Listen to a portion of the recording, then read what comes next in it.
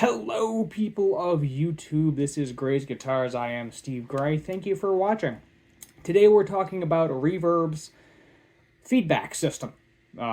Very helpful, very useful tool, but also I found kind of an annoyance with it. I recently spoke with a representative from Reverb. I believe it was Justin C.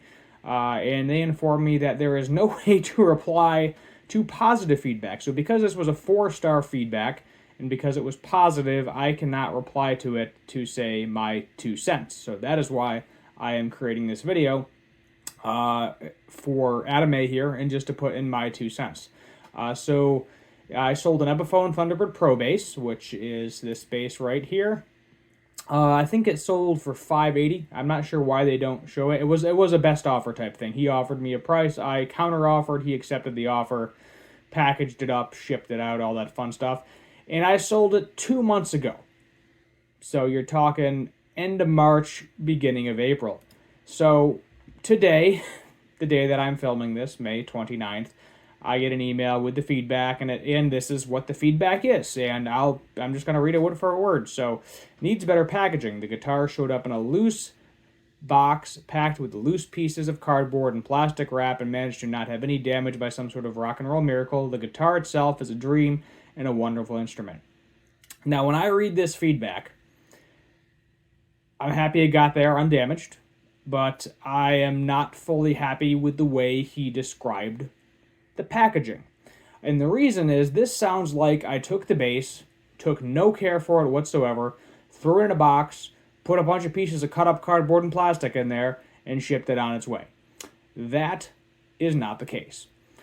I bubble wrapped the entire instrument from head to toe and have a picture to prove it, which will appear on the screen now.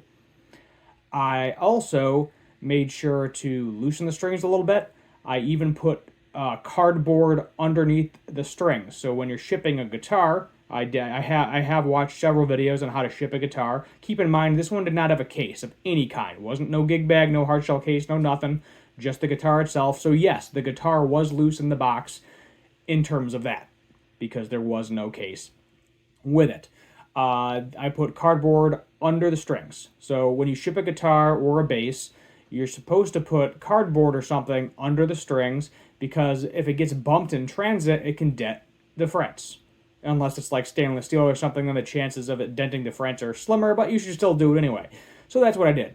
And then we did some small bubble wrap, we did some thick bubble wrap, and then I ended up putting a plastic bag that came with, I think, my Firefly double neck. I just reused some of that packaging. And that is the box it went out in as well, was the Firefly double neck box.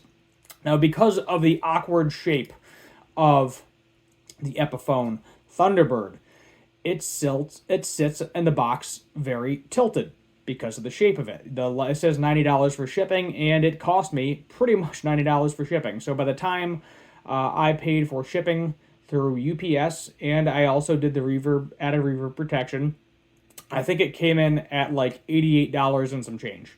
So, you know, I'm in the positive $1 or $2. The box was 53 inches long, I believe, if I remember correctly, and it weighed, I want to say, 12 or 13 pounds by the time I got done putting everything in there.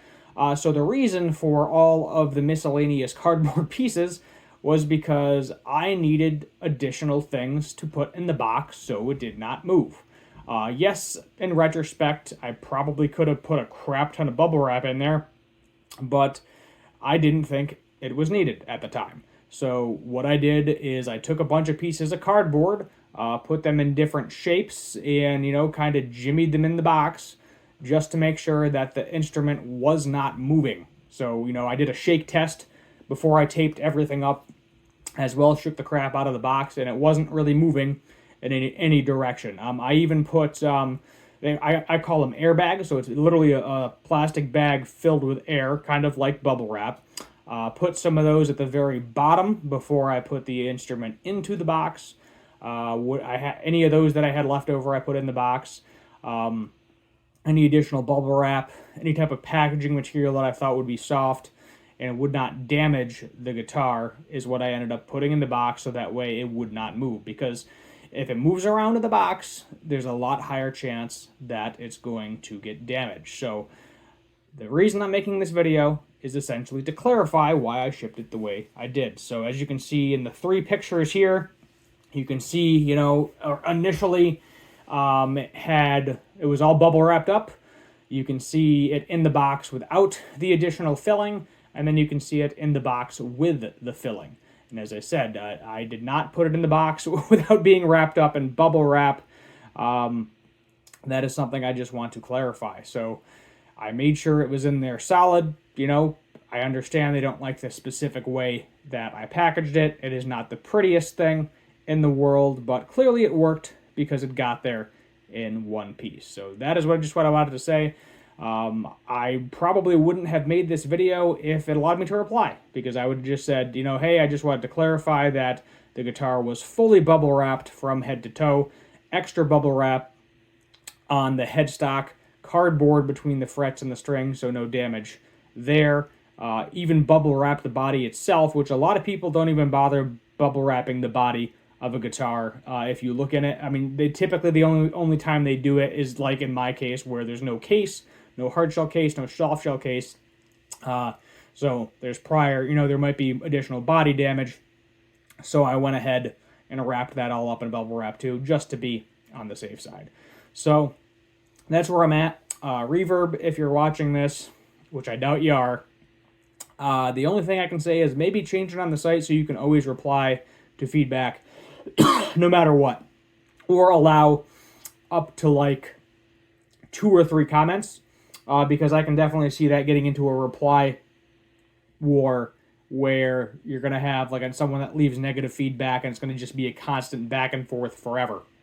But I think at least one rebuttal from the seller and the buyer, I think, is perfectly fair, or maybe 2 for each, something along those lines, I think would be perfectly fair in instances like this, because now the only feedback I have is this, and everyone's going to think I threw a guitar in a box with a bunch of cardboard and did nothing to protect it, or a bass, I should say, threw a bass in a box with no cardboard, nothing to protect it, and this may make people weary of buying things off of my store. As I said, if there's a specific way you want me to ship the guitar, maybe message me ahead of time before I ship it and be like, hey, you know, I want you to ship it in this particular way. I can go buy some packing peanuts or something if that makes you feel more comfortable. I don't really care. You know, if I'm shipping a $500 plus instrument, I don't mind spending $30, $40 on shipping materials to make sure it gets to you in one piece, and we don't have any problems. You know, that is not an issue whatsoever. But to me, it just sounds like, as I said, the way the comment was, it sounds like I just chucked the guitar in the box, cut up some cardboard, threw it in there, no bubble wrap, no protection whatsoever, and shipped that bad boy off. And as I said, based on the pictures, that is not the case. And when I ship something in the future, I'm not currently shipping any more Thunderbird basses, so they shouldn't sit in the box super awkwardly. And the other things that I think I'm going to ship, I believe I have hard shell cases for them. So that is a big plus as well, that, you know, it'll come in a case.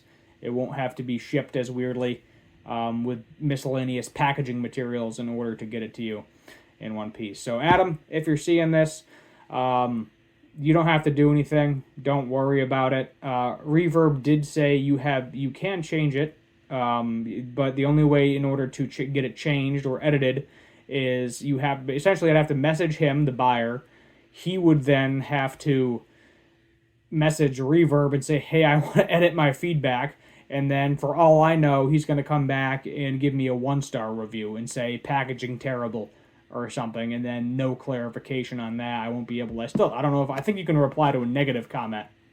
But I'm just going to leave this as is. As I said, we'll make a video of it. Kind of my grievance to Reverb to allow you to comment, you know, on positive feedback too, because, you know, they can give me 4 stars, but if the comment itself isn't the nicest in the world, I have no way of putting in my 2 cents. But as I said, for the future, if you want me to package something a specific way, message me ahead of time. You know, you can buy the instrument and then immediately message me after purchasing the instrument. That's what I would say. I think right now I only have one other guitar and a Warmouth neck on there and nothing else. But as of right now, yeah, that's where we're going to leave it. So thank you for watching. Thank you for checking out the pictures I posted. Hit that subscribe button, turn that notification bell, leave a like, share, all that fun stuff. And as always, have a good one.